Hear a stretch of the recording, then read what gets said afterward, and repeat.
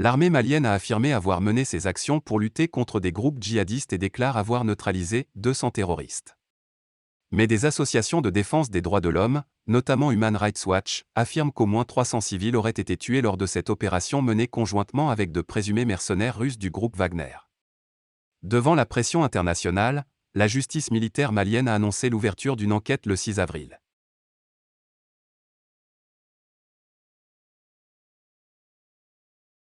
Deux photos transmises à la rédaction des Observateurs de France 24 affirment montrer des saisies d'armes dans la région de Moura après une opération de l'armée malienne le 23 mars dernier, qui fait depuis vivement polémique.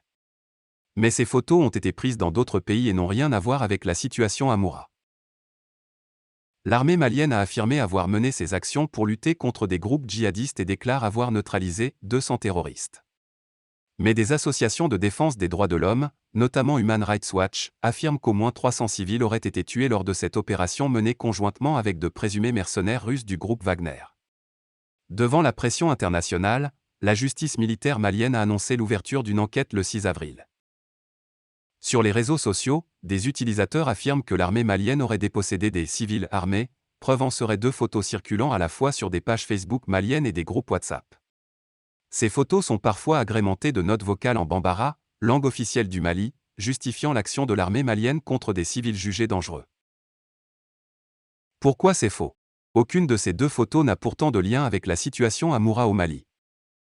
Une recherche d'images inversée avec le moteur de recherche russe Yandex, voir ici comment procéder, permet de retrouver la première photo sur des sites nigérians comme ici ou la documentant une saisie d'armes par l'armée tchadienne en avril 2020.